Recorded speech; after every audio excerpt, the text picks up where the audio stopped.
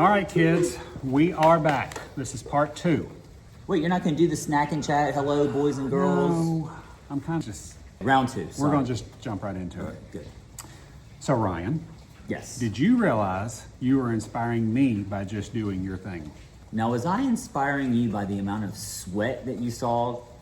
Oh, God, We're not even going to talk about awful, the sweat. Awful. Cut We're that. going to talk about. We're not going to talk about race sweat. We're not going to talk about gym sweat. We're not going to talk about sweat.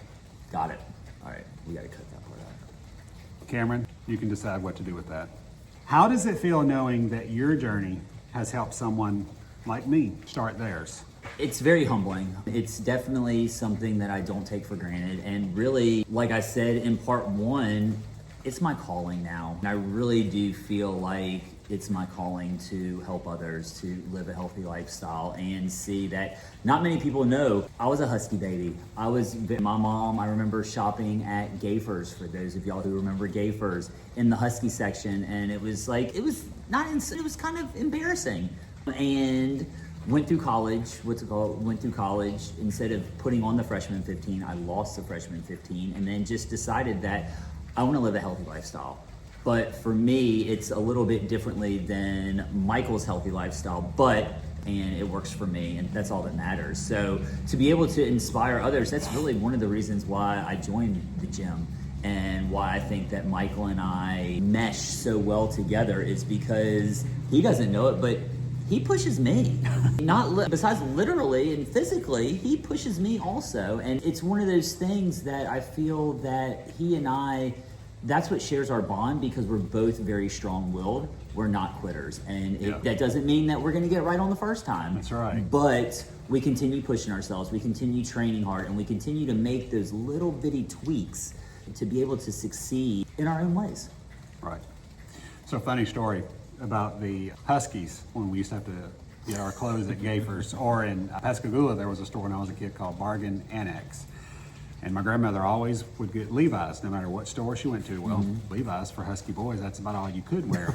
Right. I used to take a pencil with the eraser on the back of the Levi's where it had the H or the Husky, and I would erase the Husky. All right, moving right along. Let's talk about doing races together. How many we've done, as we said, we've probably done 10, maybe 15 races together.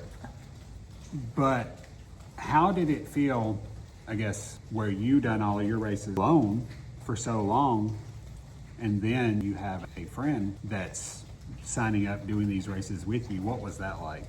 It was an opportunity. It was something that I really never thought I would have.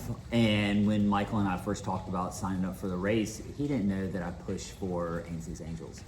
And that's a organization that's very near and dear to my heart. And it's something that, just for those of you who don't know, you're pushing handicapped people. Some are kids, some are adults. And it gives them the opportunity to race when they wouldn't have that opportunity otherwise. So I have a little girl that I've pushed for 7 years. 7 years now, it was 7 years this past weekend. And every year, I've seen her progress and get stronger. She's learning how to walk. She's walking a lot better. She's talking a lot better. I had her when she was 7, and now she's 12. And when Michael first saw me, he goes, in typical Michael fashion, "What the hell are you doing?" And I was like, "I'm pushing." He goes, "What do you mean you're pushing?" I said, "Sammy Joe. I'm pushing Sammy Joe, who is for Ainsley's Angels." And he goes, "How long is it going to take you?" I said, "I don't know, however long it takes. I'm hoping for less than 2 hours.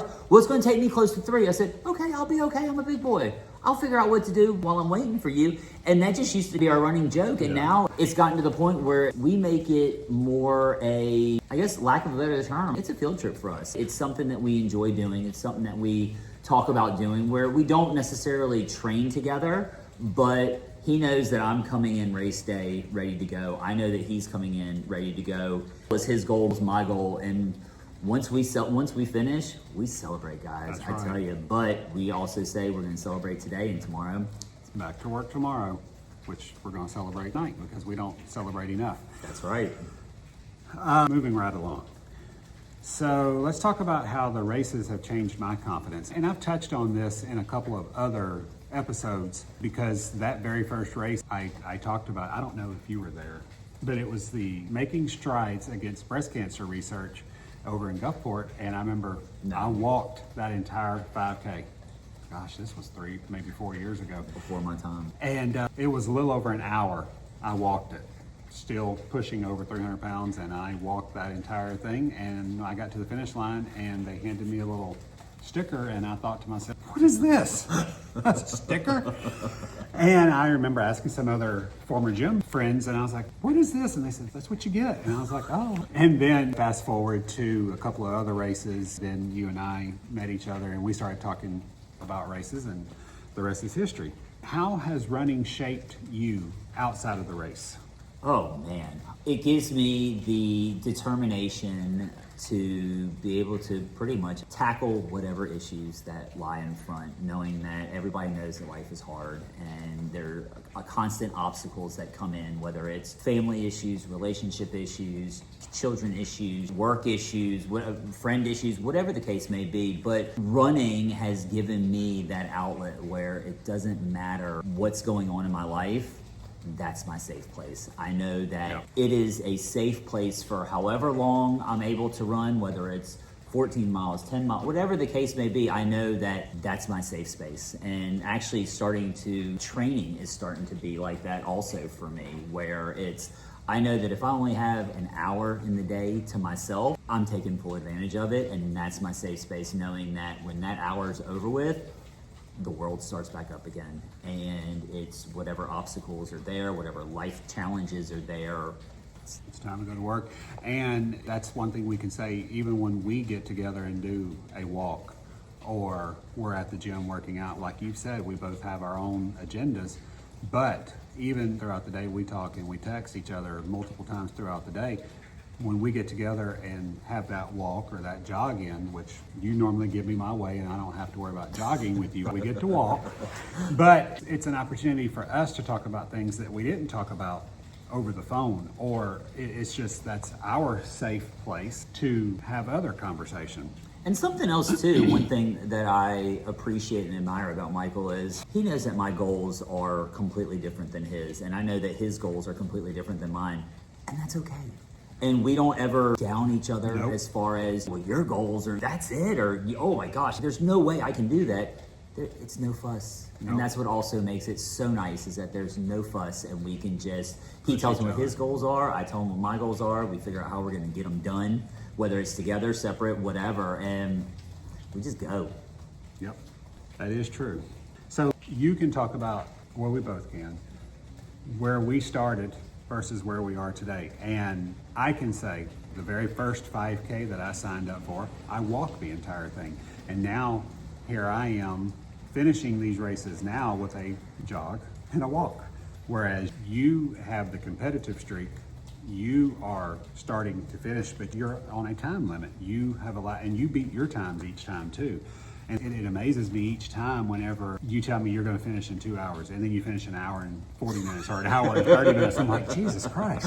Here I am over here applauding myself because I finished a half marathon in 3 hours and 12 minutes. And I was like, well, Ryan, what was your time? Oh, hour and 40 minutes, hour and 30 minutes. Well, but that's also the difference of somebody who's run, say, on 50, 60, 70, maybe even 100, I don't even know, races versus somebody who's just getting started, where I know in my mind, about a 5-minute-ish gap of where my times are going to be. And I just kind of the point where I just enjoy it. I know that if I can do a half marathon by myself between this time, or if I'm pushing, it's obviously a little bit slower, and it'll be between this time. And if for whatever reason I don't get it, that's fine. It doesn't bother me, because I'm doing something that I love, and I'm going to continue doing something that I love until I just don't love it anymore. And I don't know that either of us will get to that point. I complain, and I think it's safe to say I complain after every race, but I still sign up for another one. And I was thinking the other day, I don't know if we talked about this, but I was going through my phone, and I was looking at all the races that I've already signed up for 2026, and I'm like, all right, you need to slow down. You still got to work. No. You still got to take care of other things. And I'm like, no, I'm going to keep signing up for them. And in fact, I think before the night's over, I'm going to sign up for that race in Pensacola in February. Well, I think we're at a point where we have to end this. No, but we're having so much fun. We're having fun. There will be another time.